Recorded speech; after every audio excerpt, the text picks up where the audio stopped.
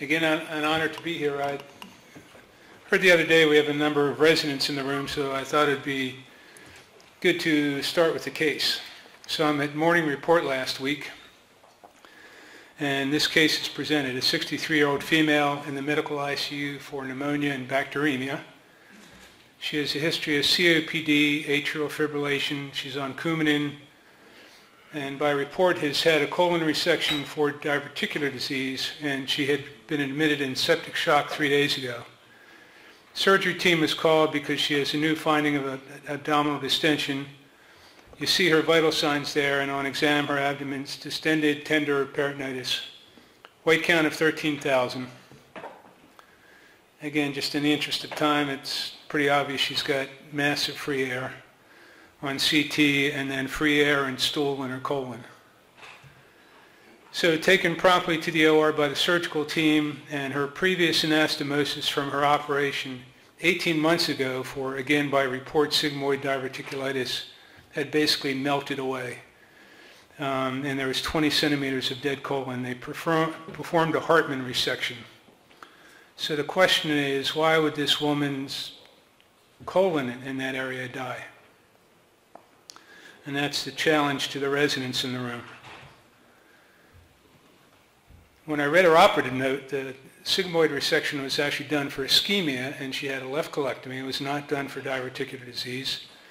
And then when this was taken down, they left enough sigmoid colon on her rectal stump that they performed a side-to-side anastomosis with a GIA stapler. So now do you have any idea what happened to the patient and why her colon died? And the answer is based on Sudek's point, where the sigmoidal vessels end and there's not good collateral anastomoses, and they basically were lucky that they got away with the anastomosis in the first place, and when she became hypotensive, then that part of the bowel simply died. So I think what the resident should learn from this case is you'd better know your patient and read the operative notes. It should have been pretty obvious what happened to her. The diagnosis of general surgical problems in the medical ICU can be very difficult. And as Gene Moore mentioned the other day, what this team performed was surgical rescue of this patient. And I just want to reiterate, I think this is a critical component of acute care surgery. Surgical rescue is basically pulling the patient from the fire when they've suffered a major complication of medical or surgical care. And interestingly, in discharge data from our country, complications from medical and surgical care are more common than the combined diagnoses of appendicitis, small bowel obstruction, and cholecystitis combined. In our hospital, we average a patient a day who comes in for surgical rescue, and interestingly, 25% are from the region, and half of them are from other services within our hospital, the medical service, cardiac, urology, and 88% of these patients require an operation, nearly all of them, and 50% require multiple operations to basically save their lives. So we first established acute care surgery as trauma, critical care, and emergency surgery, and I would recommend that we really should think of 5 pillars to acute care surgery, to what we do. And the other 2 are surgical rescue, which is really the most vulnerable population.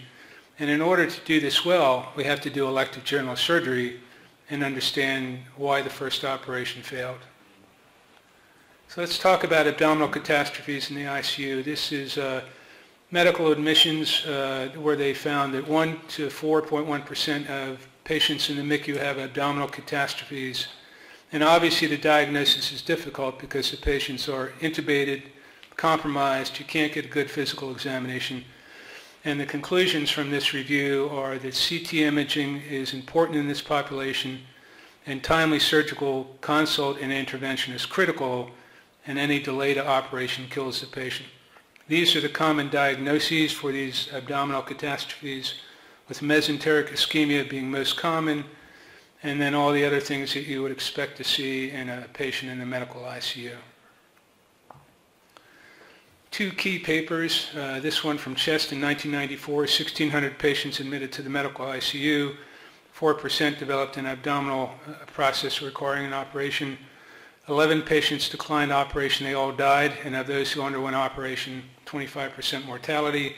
There were two factors that predicted mortality. Basically, organ scoring failure systems that quantified that they were sick patients. And if the patients had both those scoring systems normal, there was a 5% mortality. Apache 2 alone abnormal, 33% mortality. The organ system failure index abnormal, 60%, and if both were abnormal, 89% died. Many of the non-survivors had delay in diagnosis, and the authors concluded that abdominal disasters need to be found and operated upon before the patient's in shock and on multiple pressors. And if there's even a remote consideration of an abdominal process, there should be a surgical consult. This is a review of 6,000 patients admitted to the MICU with a lower incidence of an acute abdomen, 1.3%. Most common diagnoses in declining order were ischemic bowel, perforated ulcer, bowel obstruction, and cholecystitis. Again, the patients who did not undergo operation, they all died. Interestingly, 3 of the diagnoses were made only at autopsy, and of those patients who were operated upon, 44% mortality. Half the patients were misdiagnosed initially and admitted to the MICU, and most commonly with ischemic gut. The conclusions again were the importance of timely surgical intervention and a much more aggressive approach to getting the surgeons involved. This is a paper from our shop that basically shows that early operation is important, but even if you involve the surgeons and they don't operate, there's still an advantage in a decreased mortality by early surgical consultation. Another quick case, a patient in the CT ICU, tetralogy of Fallot, 67-year-old, amazingly, just had an open heart procedure, and she had been doing marginally well, and the day we were consulted, she acutely decompensated, hypotensive, normal vital signs, normal lactate. There's her belly film the day prior and the belly film the day we were consulted to see her. You see massive colonic distension. What do you want to do with this patient? And the answer is operate, and this is her dead left colon. This is not an uncommon problem. 18,000 cardiac procedures, 1% in this series, it's higher in our center. Usually mesenteric ischemia, and it's 50% colon and 50% small bowel. Again, in 2 patients, they found it only at autopsy. Preoperative risk factors were steroids, peripheral vascular disease, sick heart, and cardiogenic shock. And again, the patients with mesenteric ischemia after open heart surgery have vague, non-specific complaints. It can be very difficult to make the diagnosis. Risk factors for abdominal compartment syndrome, which is one of the other common things we see, well known to this audience. In the interest of time, I won't go through that. So we talked about C. diff this morning, and just I won't go through that again. So in summary, surgical emergencies in the non-ICU, the clinical presentation can be subtle. Any abdominal findings should really mandate a surgical consult. Early CT may help, and early consultation and operation are critical. Thank you very much.